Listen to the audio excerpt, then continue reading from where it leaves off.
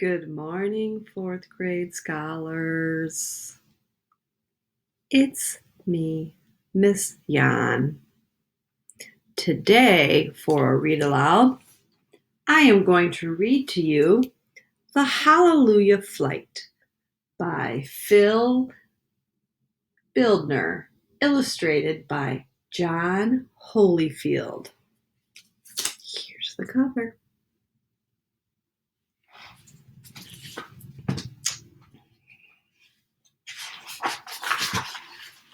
The Hallelujah Flight.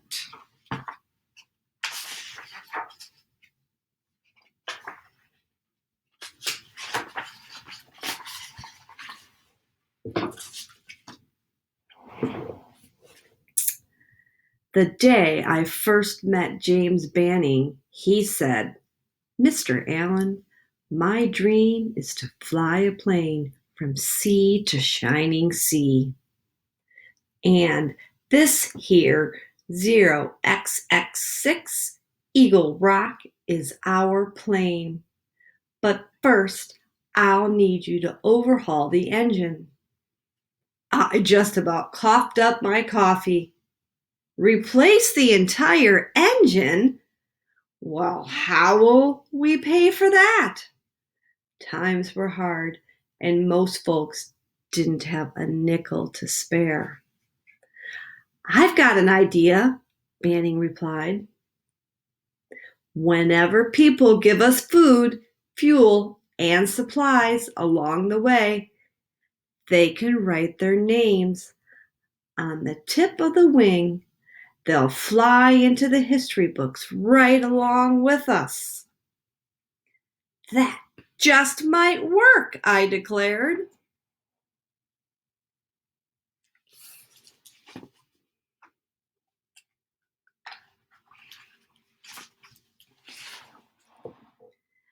Banning and I got right down to business fixing our plane.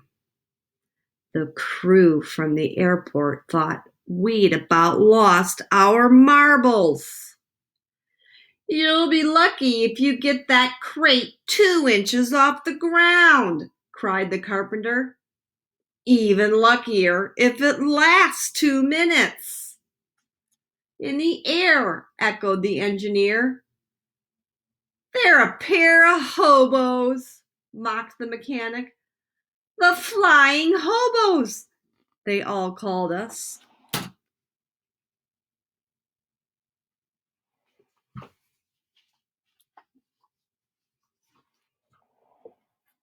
Nevertheless, on the afternoon of September 19th, 1932, we flying hobos climbed into the cramped cockpit of the 0XX6 Eagle Rock and took off from Dicer Airport on the outskirts of Los Angeles.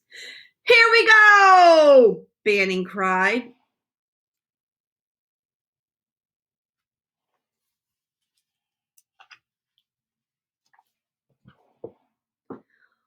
What a racket it made! The engine whined. My fittings creaked and the tail section rattled. On top of that, our plane seemed to have a mind all its own. Without any warning, it rocketed into a rise and then shot down into a dive. It kept us on our toes, hundreds of feet in the air. That first day, we didn't even make it out of California. Then again, we weren't really expecting to. We just wanted to be sure our plane could fly.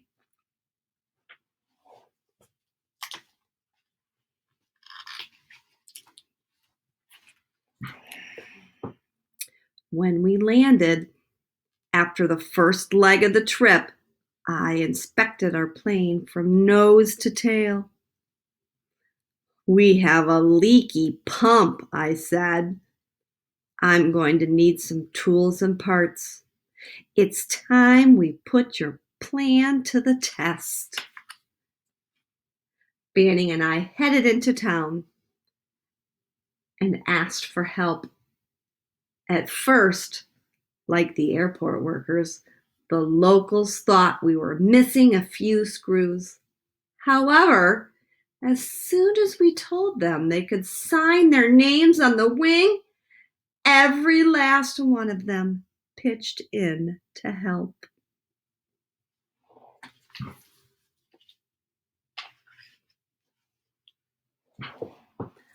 Bright and early the next morning, we headed on our way, flying over the desert of Southern California. The cozy cockpits heated up like ovens.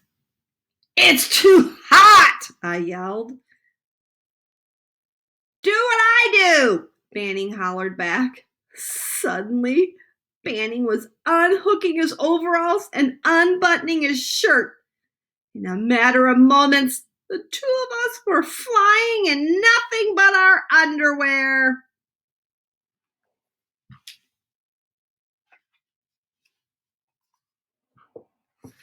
The next leg of the journey took us flying hobos over the state of Arizona.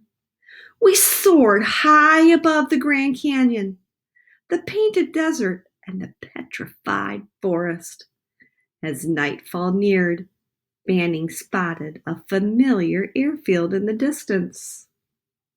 In the dark, Banning made his approach.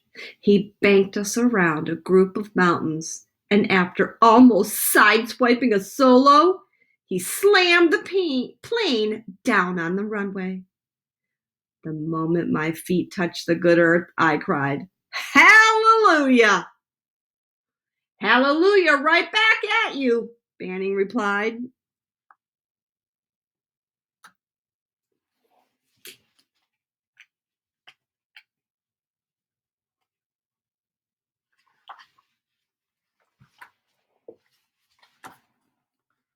The airport manager greeted us. "Hey, ain't you that fella who blew over them tires landing here some time ago?" "Perhaps," Banning answered cautiously. "Why do you ask?" "Well, I'll beat," the manager yelled. "Thanks to that little accident of yours, the city built us this brand spanking new runway. How can we ever repay you?" Banning's face lit up like a light bulb. "Well, we'd be honored if you would sign the tip of our wings. And for good measure, how about sending us off with some food and gasoline?" The next day, we were back on our way. However, as we headed on east, we encountered something far more dangerous than hot weather and nightfall: prejudice.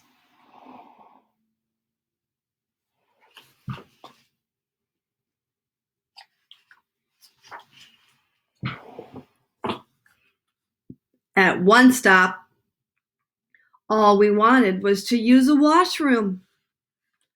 "Climb back into that contraption of yours," the airport supervisor barked, "and go back to where you came from."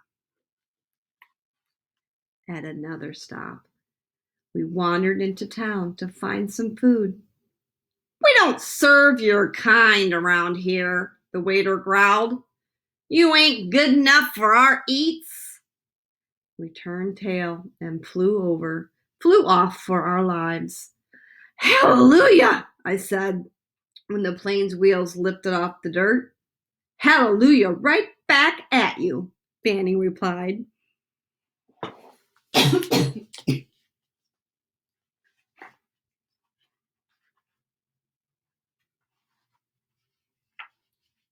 Oops. Okay. Our fortunes turned in Oklahoma, where we were able to rely on the kindness of family and friends. "Y'all look like you need some clean clothes and a warm bath," Mama Allen said when we stopped in Oklahoma City. I smelled you before you crossed the state line. Here are some fresh vegetables, said my high school sweetheart. You boys need to stay healthy up there. Take these plugs from my plow, said Banning's brother in El Reno, in case you get any more leaks. And here are some sandwiches, said his cousin. I'll make as many as you can fit. Of course, they all signed their names to the wing of our flying jalopy.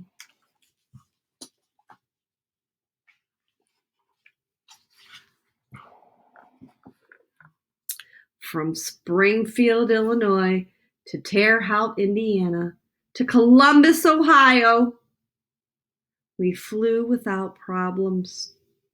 But heading into Pittsburgh, we ran into a ferocious storm, the worst one of the entire journey. We're going down, Banning cried as he pulled up the throttle to avoid a cluster of trees. But where's the airfield? I shouted. Airfield? I'm aiming for that wheat field. On the landing, both wings buckled and part of the nose fell off. But somehow we made it down in one piece. Hallelujah, I told my pilot friend. Hallelujah, right back at you, he replied.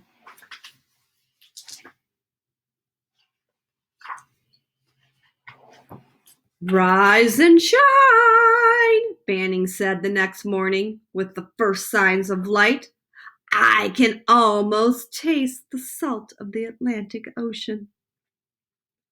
We jostled by Johnstown, hiccuped past Harrisburg, and dipped over the Delaware before finally landing at Mercer Airport in West Trenton, New Jersey. After 3,300 miles and 21 days, we had just one small hop to go.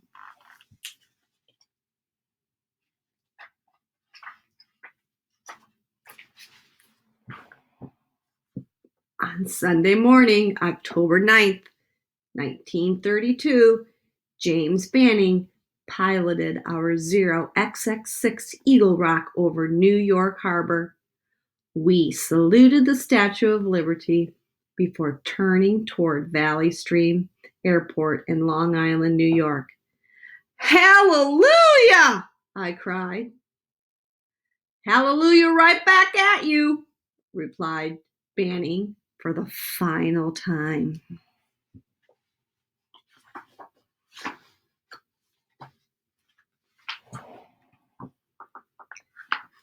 We received a hero's welcome in Harlem. A banquet dinner was held in our honor, and hundreds lined the streets just to shake our hands. You call yourselves the Flying Hobos? A reporter called out as we greeted the throngs. But have you got a name for this adventure? What do you guys think? We grabbed hands and raised our arms to the heavens.